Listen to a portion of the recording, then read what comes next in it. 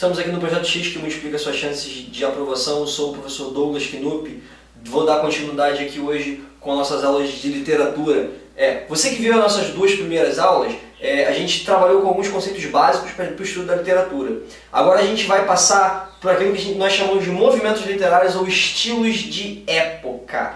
Bom, os estilos de época, como o nome já diz, são estilos, formas de se fazer literatura de acordo com determinadas épocas do tempo, da história, a gente vai tratar somente com os movimentos literários que aconteceram no Brasil. Então a gente vai começar no final do século XVI, início do século XVII, mais precisamente em 1601, que é quando começa o movimento barroco no Brasil. Ele já tinha começado antes na Europa, principalmente na Itália, que é uma das grandes exportadoras de cultura dessa época aí.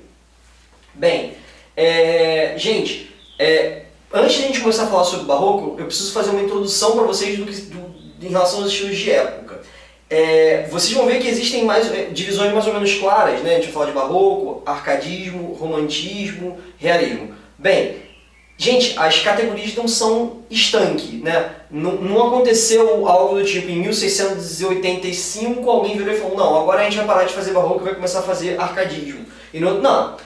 As coisas vão evoluindo ou vão mudando e as formas como se faz literatura vão mudando. Então você vai ter autores que cruzam alguns desses períodos. Eu falei em uma das aulas anteriores que o Machado tem duas fases. Ele tem a sua fase romântica, quando o romantismo era um movimento em voga na época, ele tem a sua fase realista, depois que o movimento realista começou a tomar corpo. Beleza? Bom, no caso do Machado ele ficou mais famoso na sua fase realista. Beleza? Então vamos começar a falar um pouco sobre o barroco. Gente, a gente vai sempre trabalhar no seguinte tripé para falar de movimentos literários: contexto, autor e obra. Então a gente vai começar aqui com um contexto, que é um contexto bem particular do barroco. Vamos lá, final do século XVI. Já estávamos na Idade Moderna, A Idade Média tinha acabado no século XV oficialmente, mas também as idades não são aquela coisa, não, a Revolução Francesa acabou, a Idade Moderna, agora começou a Idade Contemporânea. Não, embora seja a Revolução Francesa mesmo um marco, vocês viram na aula do Wesley Marinho sobre a Revolução Francesa, as categorias não são estanque. O mundo ele vai mudando conforme o tempo vai passando. Então a gente estava aqui há pouco mais de 100 anos do final da Idade Média, o que não significa que a Idade Média tinha acabado por completo. Bom, vamos falar então um pouco sobre a Idade Média ainda, sobre o modo de organização social que era a Idade Média. A gente vivia aqui então numa época do feudalismo monárquico, ou seja, o território ele se organizava em feudos, e o controle era absoluto do rei. O rei controlava os feudos, de acordo. Bem, então não existia o conceito de democracia. As classes sociais, portanto, eram muito bem definidas. Você tinha a nobreza, que era o rei e sua família, a igreja e o povo. Não existia como você flutuar pelas categorias. As categorias eram muito bem definidas e elas iam continuar assim. Você nasceu do povo e você vai morrer no povo, você vai morrer pobre. Não existia depois a gente vai ver com a ascensão do capitalismo, que o capitalismo ele faz com que exista a ascensão social. Você pode acumular capital e você pode ascender socialmente, embora não seja assim um mundo de fantasias, Qualquer um pode virar o Ike Batista. E tampouco o Ike Batista vai virar a gente, Não se enganem.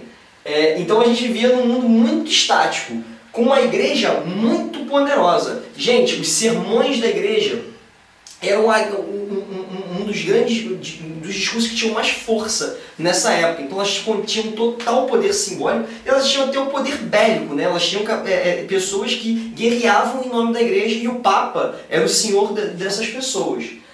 Portanto, a gente vivia num mundo em que Deus era uma entidade a ser temida. Bom, acho que para algumas pessoas a gente ainda vive nesse mundo, mas de qualquer forma, nessa época aqui era ainda pior. O rei era o representante de Deus na terra. Ou seja, o que o rei dissesse era a palavra de Deus. Você tinha que tomar aquilo como a palavra de Deus. Então a dominação em relação ao povo era muito fácil, era muito comum. Com o início da queda da Idade Média, né, como a gente falou anteriormente, não um estanque, né? Não, gente, alguém anunciou, gente, a Idade Média acabou, não. Os burgos, né, as cidades foram crescendo de fora dos castelos. O comércio vai crescendo e a classe da burguesia, que vem daqui dos burgos, né, ela vai surgindo. E aí começa a surgir também a ideia do lucro. Essa nova organização social que vai surgindo, ela vai dando a possibilidade para as pessoas de ascensão social. No caso, a base do dinheiro, né? A gente vai continuar sem poder ser nobre, né? O cara que nasceu no povo, ele vai continuar no povo, ele não consegue chegar à nobreza, mas pelo menos ele passa a ter dinheiro. E o dinheiro o capital começa a ter um papel crucial nas sociedades durante a queda da Idade Média para a ascensão da Idade Moderna. Então, galera, outra parte muito importante do contexto, né, da queda da Idade Média e ascensão da Idade Moderna foi o Renascimento. O Renascimento foi um grande movimento artístico que ocorreu no mundo inteiro, na Europa inteira, na época que a gente está vivendo, um mundo bem europeu. Ele abarcou várias artes, aí a gente inclui a literatura, ele durou mais de 2 séculos, e ele teve grandes influências no mundo, até no mundo como a gente vê hoje em dia, né? Depois ele teve influências que foram até no iluminismo e aí que perduram até hoje, né? Bom, algumas das influências do Renascimento elas são possíveis de ser observadas até mesmo na ciência. Uma delas é a perspectiva do humanismo ou do antropocentrismo. Gente, antropo significa homem. O homem no centro das coisas, em oposição ao ideal teológico, que colocava Deus no centro de todas as coisas. Agora é o homem que está no centro das coisas e é em relação à vida do homem que nós devemos investigar. Isso colocou o homem o dever de investigar a natureza, ou seja, nós deveríamos investigar o ambiente em que nós morávamos e não mais aceitar que ele foi criado por alguma entidade que a gente não conhecia muito bem. Diversos valores, diversas crenças começaram a ser questionadas nesse momento. Inclusive isso foi um mote também do iluminismo, né? E isso foi gerando muitas dúvidas, né, digamos assim, na cabeça das pessoas. A gente também viu aqui a emancipação do artista, né? O que eu quero dizer com isso? O artista, ele virou ele se equiparou, né, a outras profissões, digamos assim, artesãos e por aí vai. O artista começou a ganhar, digamos, status, né? E aqui nasce o conceito de gênio, né? A gente está falando aqui de Michelangelo, Rafael, Leonardo da Vinci, né? Então aqui o conceito de gênio começa a ganhar força. A gente também via aqui com muita força a coisa do mecenato. O que era o mecenato? Pessoas que pagavam os artistas para fazer determinadas obras para eles. Então o artista, nesse sentido, ele é um trabalhador, né? Ele faz aquilo que ele sabe fazer em troca de dinheiro. Não preciso nem dizer que a ascensão da burguesia e do capital favorece o mecenato, né? A gente também viu a expansão da arte do maneirismo, que era uma arte de extrema sofisticação, de muita complexidade, exatamente para dar para o artista a qualidade de gênio. Gente, além dessa coisa do Renascimento, né, que trouxe tantas mudanças e tantas dúvidas, né, na cabeça do homem dessa época aqui, a gente teve também 2 movimentos importantíssimos nesse momento de ascensão da Idade Moderna, perdão, que foi a Reforma Protestante, né, os postulados, né, de Martinho Lutero. Um deles era a ideia de que o lucro não mais era pecado. Olha que legal. O lucro deixa de ser condenado. Deus não condena mais o lucro e você agora pode sim participar daquela classe burguesa que estava começando a crescer e incomodar a nobreza. Beleza? Claro que a Igreja Católica não queria perder o seu poder. Nesse momento ela instaura o que nós chamamos de Contra-Reforma. A Contra-Reforma ela teve várias vertentes, né? Teve um braço bem violento que foi a Santa Inquisição, você tem as missões jesuíticas e você tem a Igreja Católica como um grande mecenas, pagando muitos artistas para divulgar a cultura católica e manter assim o catolicismo com uma perspectiva cultural para continuar, né, mantendo a lógica de catequese para manter os seus fiéis e até mesmo agregar ou, né, fazer outros retornarem que tinham sido perdidos na Reforma Protestante. Então, galera, a partir dessas ideias da reforma, da contra-reforma, da dualidade do antropocentrismo contra o teocentrismo, a cabeça do homem barroco ficou muito dividida, né, entre aproveitar a vida na Terra ou esperar viver uma vida bem de acordo com os preceitos da Igreja para ter uma vida futura, né, no paraíso, no céu, aquele papo todo que a gente já conhece. Esse homem ele fica eternamente dividido e você imagina, você tem uma sociedade inteira dividida entre será que eu espero? Será que eu desperdiço minha vida e depois se não tiver nada? Ou não, ou eu faço um monte de coisa aqui agora e depois sou castigado por isso e vivo no inferno a minha vida inteira. Essas dúvidas vão gerar um momento de angústia e de incerteza muito grande. E aí claro que a literatura e as outras artes vão se apropriar dessa angústia e incerteza e vão colocar em suas obras, vão fazer obras incitando, deixando clara essa angústia e incerteza, em cujo caso você vai ter obras muito duais, né? Você vai ter, ao mesmo tempo, a gente vai ver um soneto do Gregório, que vai ser um dos grandes nomes desse momento, que você vê que ele está realmente muito dividido, né, entre buscar a Deus ou não buscar a Deus e viver a vida na Terra. Vai ser um momento de uso de muitos paradoxos, né, por causa desse dilema barroco. A recorrência de paradoxos vai ser muito comum, antíteses vocês vão ver várias, e entre outras figuras de linguagem também que vão ser muito comuns. Hipérbole e hipérbato, por exemplo. Você também vai ter obras que vão incitar as pessoas a viver o dia como se não houvesse uma vida futura, né? Que é a ideia do carpe diem, que em latim significa aproveite o dia. Se quiser saber um pouco mais sobre a ideia do carpe diem, eu sugiro o filme Sociedade dos Poetas Mortos, em que ele trata muito bem desse tema, um filme bastante interessante. Você também vai ter agentes da igreja, né, fazendo artes, né, que traziam as pessoas, como eu falei, né, como uma estratégia da contra-reforma que trazia as pessoas para a ideia da eternidade. E vocês vão ver isso, a gente vai ter isso aqui no Brasil também.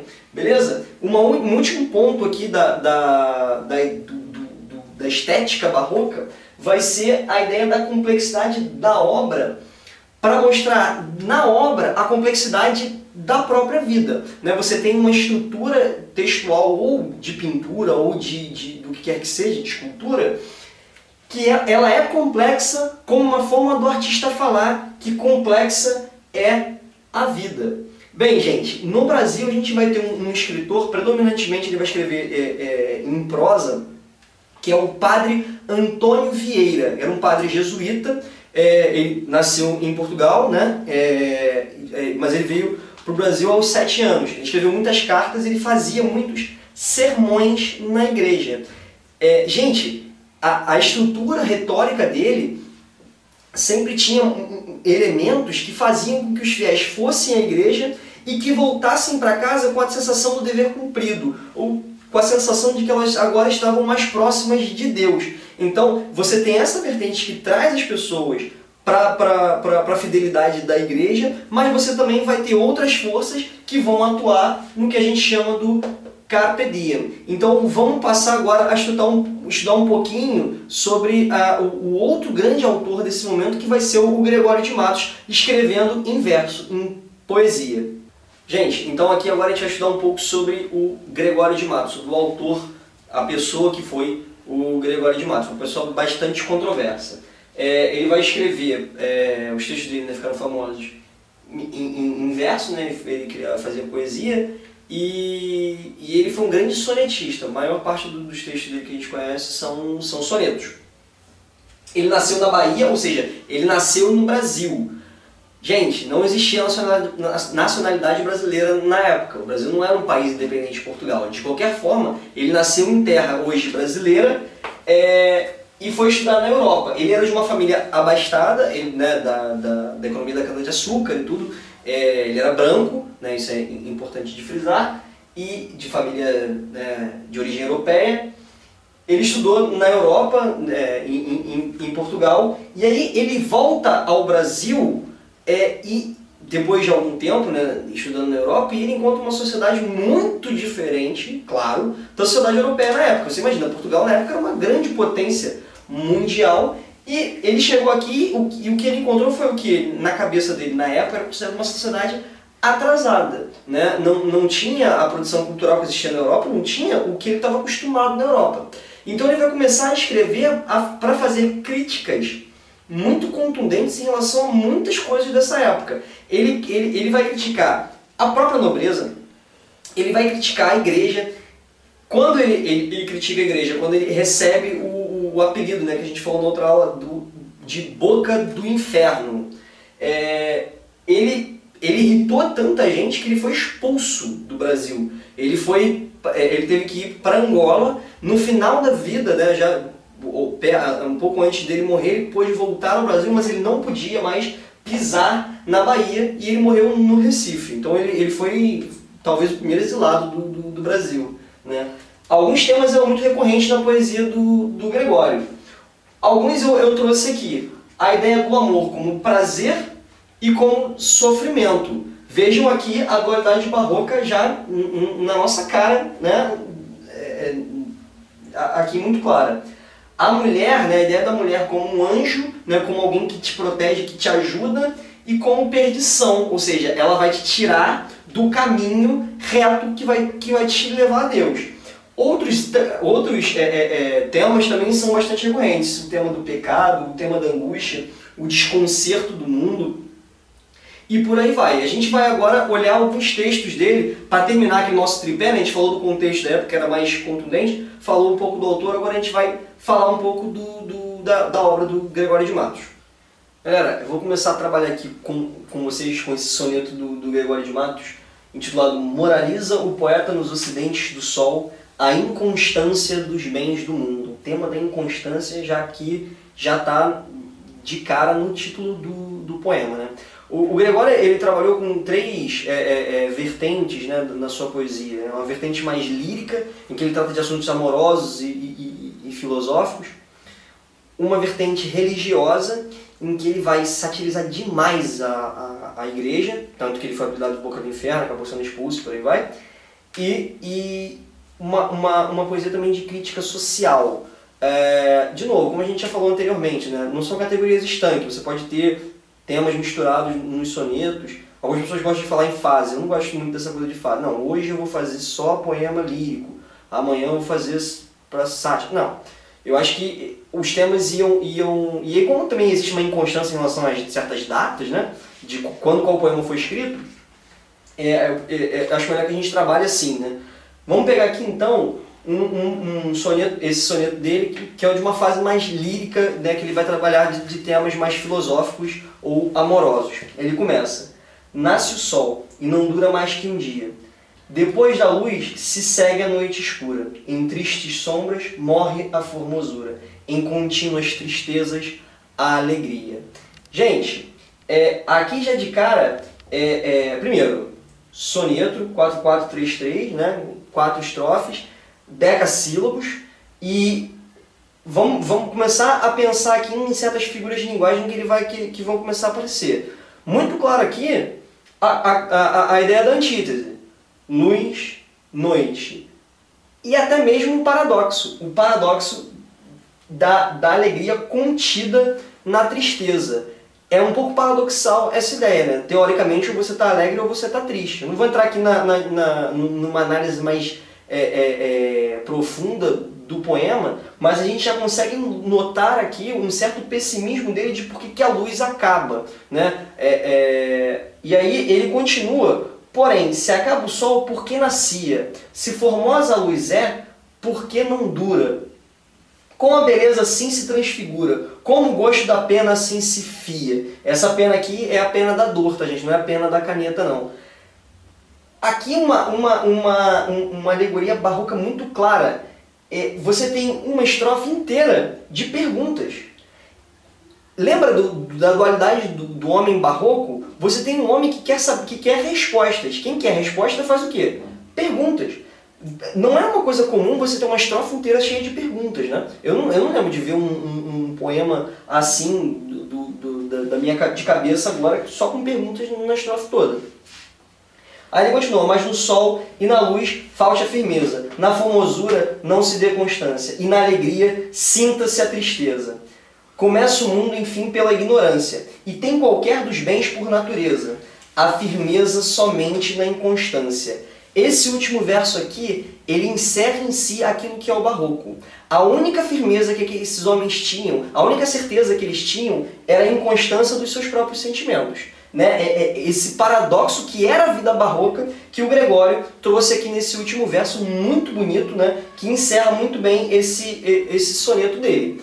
Vamos analisar um outro agora, já mais ligado ao tema da religião. Né? Vocês vão ver aqui uma ideia do Gregório que é bastante peculiar e, enfim, é até digna de um pouco de graça. O título do poema, né? Ao mesmo assunto e na mesma ocasião. Ele diz: pequei, Senhor, mas não porque hei pecado. Da vossa alta piedade me despido. Antes, quanto mais tenho delinquido, vos tenho a perdoar mais empenhado. Primeiro, ele já começa aqui, parece que ele está se confessando, né? Ele chega para Jesus ou para Deus diretamente falando que pecou, mas não porque ele quis. Ele pecou porque ele pecou, mas ele não queria. A intenção dele não era que ele queria pecar. E aí, esses dois versos aqui trazem uma ideia do Gregório muito interessante, que ele quer chegar à benevolência divina não com uma vida certinha para os moldes da época, mas sim através do pecado. Ele queria chegar a Deus através do pecado, fazendo aquilo que Deus falou para não fazer, dizendo: você não é o bonzinho, você não é aquele que perdoa tudo, então me perdoa. Eu vou continuar fazendo coisas erradas para que você teste a sua habilidade de perdoar. É uma ideia muito audaz, ainda mais no século XVII, né, gente? Imagina, aqui você ainda tem uma igreja muito forte. Eu vou pular com vocês aqui para a última estrofe, em que ele fala: eu sou o Senhor, ovelha desgarrada, cobrai-a, e não queirais, pastor divino, perder na vossa ovelha a vossa glória. Ou seja, se você me perder, se eu deixar de ser alguém que segue ao Senhor, que segue a Deus, a culpa é sua, porque a sua glória depende da minha redenção. Então ele joga para Deus a responsabilidade sobre os atos dele próprio, e não a ele próprio. Então aqui me parece que ele vai, ele acha um salvo-conduto para fazer o que ele quiser e bem entender, como ele fez o que quis e bem entendeu, né, pelo visto, e ainda assim não se sentir culpado, né? Colocar essa carga, digamos, de responsabilidade sim na figura divina, porque também, afinal de contas, foi Deus que colocou tudo no mundo para ser, digamos, tentações que o Gregório estava caindo aqui. Lembrando que não necessariamente isso aqui é o Gregório, seria o eu lírico. Conhecendo a personalidade do Gregório, porém, a gente tem como saber, como pensar, né, que isso aqui é a própria voz do autor que está falando. Passando para um próximo, já falei sobre esse poema aqui naquela aula de figuras de linguagem, lembra? Com sua língua ao nobre o vil decepa. O título do poema é: contemplando nas coisas do mundo, desde o seu retiro, lhe atira com o ágape, como quem a nado escapou da tormenta. Coisas aqui é coisa, tá, gente? Isso aqui é um português de, sei lá, mais de 400 anos de idade, então as palavras sofreram mudanças de lá para cá, né? A língua, ela vai mudando conforme o tempo. Aqui eu trouxe um exemplo para vocês de um Gregório mais preocupado em criticar a sociedade em que ele vivia. Então ele vai aqui em um soneto fazer críticas a diversas pessoas. Então ele começa: nesse mundo é mais rico o que mais rapa, quem mais limpo se faz tem mais carepa, com sua língua ao nobre o vil decepa, o velhaco maior sempre tem capa. De novo a estrutura de decassílabos, de novo a estrutura de um soneto impecável, né? Chamar aqui a atenção para vocês a rima, né? O padrão de rima um pouco diferente, né? O primeiro verso, perdão, rima com o quarto e o segundo com o terceiro. Geralmente você tem 1, 3 e 2, 4, né? Ele inverteu um pouquinho o padrão de rima, nada muito difícil. Mas eu quero chamar a atenção de vocês para o terceiro verso, que foi aquele do exemplo, né, que depois do hipérbole, que gerou tanta contradição, tanta controvérsia aqui no Projeto X, né, algumas pessoas ficaram chateadas, expulsaram o professor, quase que teve briga. De qualquer forma, eu vou voltar a essa frase aqui, esse verso, mas eu quero que o meu amigo Zé Bonner saiba que ele mora no meu coração, não tem ressentimento nenhum não. Ele fala: com sua língua ao nobre o vil decepa. Primeira figura de linguagem aqui, o hipérbato, a inversão, né? Muito característico de uma estética barroca que via a inversão de valores que o Renascimento trouxe e que a arte barroca acabou desenvolvendo. De uma maneira geral, você pensaria nessa frase aqui, né? O vil decepa ao nobre com sua língua, né? Então você tem algumas inversões aqui. Além disso, você tem a antítese, né? As palavras nobre e vil quase uma do lado da outra. Lembra? A antítese é a justaposição de ideias contrárias, não necessariamente paradoxalmente. E você tem a hipérbole, né, gente? Decepar é cortar a cabeça de alguém, né? Ninguém corta a cabeça de ninguém com a língua. Ele está exagerando aqui para falar como que alguém com sua língua pode fazer tanto estrago. E aqui no caso é o vil, a pessoa ruim que decepa o nobre ao falar, né, ao usar sua língua. Vou trazer para vocês então, aqui para a última estrofe, em que ele fala: para a tropa do trapo vaso a tripa, e mais não digo porque a musa topa, inhapa, ipa, inhapa, epa, ipa, opa, upa. Gente, primeiro, esse verso aqui, né, tropa do trapo vaso a tripa, que figura de linguagem é essa aqui, gente? Isso aí, a aliteração. Ele repete sons para trazer uma ideia rítmica para o poema particular que ele queria. Aí ele fala: e mais não digo porque a musa topa. Gente, a musa é uma ideia grega, né, da concepção grega da inspiração, né? Os gregos diziam que musas, que eram entidades que não eram deuses, mas também não eram humanas, que traziam para nós e que faziam com que nós pudéssemos escrever e compor. Daí vem inclusive a música, né? Música é aquilo que vem da musa, né? No final ele fala: em apa, epa, ipa, opa, upa. Faz sentido? Não, isso aqui é só uma ironia. É só para fazer o leitor chegar ao final e não encontrar nada. Porque a ideia dele aqui é que ele rimou o poema inteiro com apa, epa, ipa, opa, upa. Como quem diz: eu fiz um poema só com essas palavras aqui rimando, com esses finais aqui rimando. Você tem rapa, carepa, decepa, capa, mapa, trepa, increpa, papa, tulipa, galopa, chupa. Ou seja, apa, epa, ipa, opa, upa. Gente, trouxe aqui para vocês alguns dos temas recorrentes. O Gregório com certeza é o autor mais significativo desse momento, né? E ele com certeza, é quase certo que se o barroco for motivo, né, no vestibular de vocês, o Gregório de Matos vai ser o autor escolhido pelos autores da prova. Boa sorte para vocês, muito obrigado por estar aqui conosco mais uma vez. Valeu!